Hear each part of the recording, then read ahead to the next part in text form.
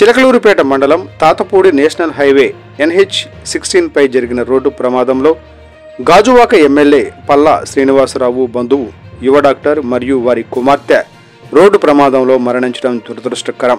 ఇప్పటికైనా రోడ్డు ప్రమాదాల నివారణకు పటిష్టమైన చర్యలు తీసుకోండి. నిన్న ఉదయం తిరుపతి నుంచి ఒక యువ డాక్టర్ వారి కుటుంబం రోడ్డు ప్రమాదం జరిగి మనం చూడవచ్చు. ఇక్కడ పాప ఆడుకునేటువంటి టాయ్ అక్కడ పక్కన పడి ఉంది. కారు తాలూకు ధ్వంసమైనటువంటి విభాగాలు కూడా అక్కడ పడిపోవడం మనం గమనించవచ్చు.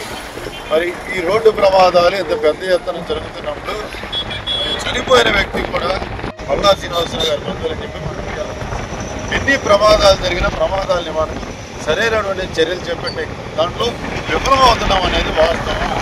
ఇప్పటికైనా అధికారులు ఎక్కడ ఏమైనా రేడియం సిగ్నలింగ్ లోపం ఉందా, లేకపోతే ఇక్కడ డివైడర్ని ఐడెంటిఫై చేయడంలో పొరపాటు ఉందా, లేకపోతే అది నిద్రమత్తు జరిగిందంటే ఈ ఒక్క ప్రమాదాలు కాదు, మనం నిత్యం చూస్తే ప్రపంచంలో జరిగేటువంటి మొత్తం ప్రమాదాలు మన భారతదేశంలో ఈ ప్రాంతంలో ఎక్కువ జరుగుతున్నాయి. ఇప్పటికైనా దీనికి సంబంధించిన అధికారులు, ప్రజాప్రతినిధులు, పౌర సమాజం దృష్టి పెట్టాల్సిన అవసరం. ఇప్పుడు సమయం చూస్తే పెద్ద మధ్యాహ్నం 2 గంటలు నేను ఇప్పుడే కోర్టు నుంచి ఇక్కడ డైరెక్ట్గా రావడం జరిగింది. ఎందుకు ఇన్ని ప్రమాదాలు జరుగుతున్నాయి అనేటువంటిది ప్రజలు కూడా ఆలోచన రావాలి. ప్రజలు ఒక బిగ్ బాస్ మీద, ఒక సినిమా మీద ఉండేటువంటి ఇంట్రెస్ట్, మన సమస్యల మీద యువతకి చైతన్యం లేకపోవడం కూడా వీటన్నిటి కూడా కారణంగా మనం భావించాల్సిన అవసరం ఉంది. మనం చూసాం మన హైవే మీద రోడ్ల మీద కనపడటానికి ఇబ్బందికరంగా ఫ్లెక్సీలు పెడుతున్నారు. రాజకీయ నాయకులు ప్రజల ప్రాణాలు కాపాడటానికి ఉన్నారా, ప్రజల ప్రాణాలు పోగొట్టడానికి ఉన్నారా అని నిర్ణయించుకోవాల్సిన ప్రజలు అడ్డదిడ్డంగా పెట్టేస్తున్నారు. ఎక్కడో సినిమాలు తీస్తే హైవేల మీద పెడుతున్నారు, ఎక్కడో చనిపోతే హైవేల మీద వచ్చి రోడ్లు కనపడకుండా చేస్తున్నారు. మరి ఇప్పుడు కూడా rash driving, negligence driving, wrong driving, minor driving, triple riding ఎందుకు కట్టడి చేయలేకపోతున్నారు?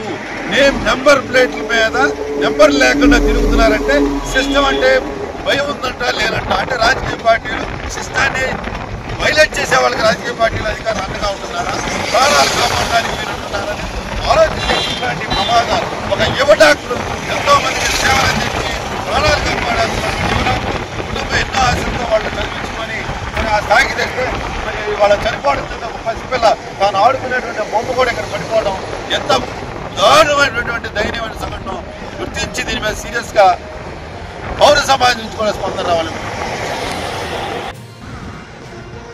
ఇక్కడ స్థానికులను విచారించిన తర్వాత వారు ఇక్కడ తెలుస్తున్నటువంటి అంశాలు ఏమిటంటే, ఆయన ఈ నేషనల్ హైవే మీద ఉన్నటువంటి లైట్లు దాదాపు 5-6 నెలల నుంచి వెలగట్లేదండి అని చెప్తా ఉన్నారు. నేను అధికారులని, రాజకీయ నాయకుల్ని నేను కోరేది ఏమంటే, పడికట్టు పదాలు ఉపయోగించడం ద్వారా, కండోలెన్స్ చెప్పడం ద్వారా మనం సమస్యను పరిష్కరించగలము. ఖచ్చితంగా ఎక్కడెక్కడ ఏవే కారణాలు, ఎక్కడ లోపాలు ఉన్నాయి వాటిని సరిదిద్దుకునే ప్రయత్నం చేయడం, ఈ రోడ్డు ప్రమాదాల నివారణ కోసం కనీసం అవగాహన ఉన్నతో కమిటీని వేయడం, ఇట్లాంటివి కనుక చేసినట్లయితే మరి కంట్రోల్ చేయొచ్చని తెలియదు. ఎందుకు ఏం సైదు